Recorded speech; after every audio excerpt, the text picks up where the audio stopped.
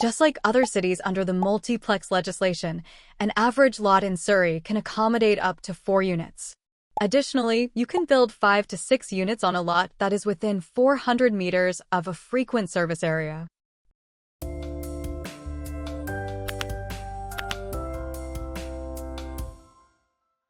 Hi everyone! Welcome back to my channel. With the multiplex legislation now in effect, we've been analyzing the adaptations made by various cities. We've already covered Vancouver's R1-1 and Burnaby's R1 multiplex changes in our last couple of videos. Their links will be in the description for anyone interested. Today, we will be taking a closer look into Surrey's multiplex changes and what options are available for development. If you have a lot in Surrey and are curious about what you can build, this video is for you. My name is April and I am an architectural designer at J. Jung Architect Incorporated. Let's get started. Surrey has adopted its own version of the multiplex bylaw. While other cities have taken a more streamlined approach, Surrey has created 9 different zones to manage residential development. Here's a breakdown of the original zones and their replacements. You can pause the video for a closer look. Now let's break down the key changes in Surrey's multiplex policy, starting with lot size.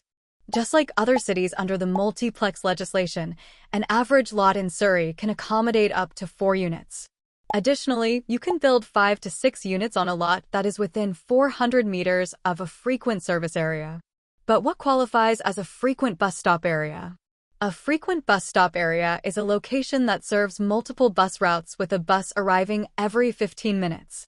Looking at a zoning map of Surrey, we can identify which areas are designated as frequent bus stop areas, and therefore find out which neighborhoods are qualified to house sixplexes. Surrey also has updated their official zoning map, Cosmos, to identify the frequent bus stop areas. This tool will be very useful when you want to find out the maximum units you can build on your lot. Link will be in the description. It is exciting to see the potential of how this can open up more housing options for the neighborhood. Imagine living in a vibrant neighborhood with easy access to frequent public transit. This not only makes commuting easier, but also adds value to your property. Next, let's talk about parking requirements.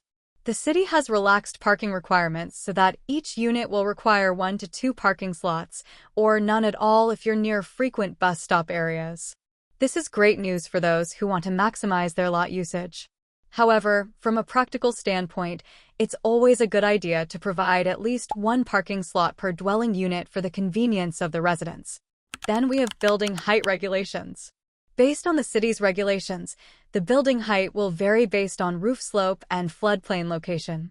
It can be 7.3 meters or up to 12 meters depending on what type of roof you have. In my experience, it would be best to follow the maximum height implemented by the city. By doing so, it'll allow larger living spaces and higher ceilings, which will give a more comfortable experience for its users. Next, we're going to check the floor area ratio, also standardly known as the FAR.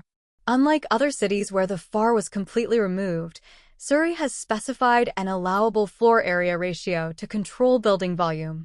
This ranges from 0.32 to 1.0, depending on the zoning, building type, and lot size. Lot coverage.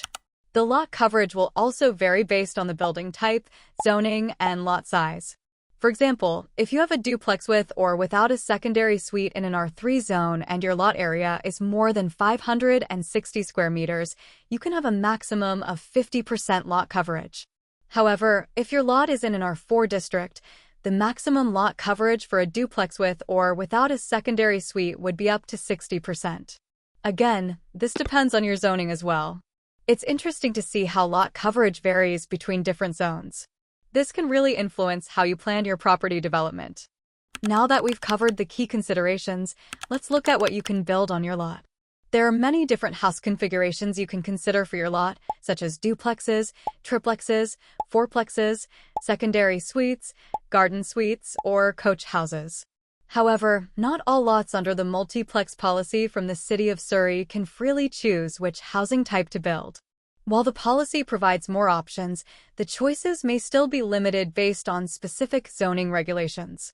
For instance, in Surrey, the R3 zoning district offers more flexibility for residential development compared to other zones. In this zone, you are permitted to construct all of the mentioned housing types, plus houseplexes, enabling the development of up to 6 units on a single lot. In contrast, other zones may still limit the number of units and the types of housing forms, despite the ability to build multiple units. Thus, understanding the specific zoning regulations for your lot is crucial to determine what types of housing configurations are possible and how to maximize the potential of the available options. Potential configurations for your lot include multiplex, fourplex, 2 principal units plus 2 coach houses/garden suites/laneway houses, 2 principal units plus 2 secondary suites. Even if your lot isn't designated as an R3 zone, you can still build 3 to 6 units. You just need to use a different lot configuration, such as 2 principal units plus 2 secondary suites, 2 principal units plus 2 garden suites. Only accessory buildings are eligible to be built on the lane access or rear part of the lot. The City of Surrey has more limited housing options compared to other cities, but this is still a significant change.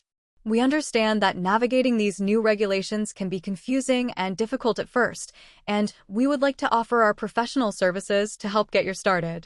If you have a lot in Surrey that you want to build a multiplex on and don't know where to begin, contact us. Thank you for watching this video. If you found this video helpful, please hit the like and subscribe buttons.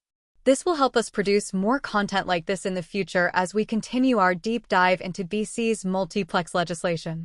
Thank you, and see you in our next video.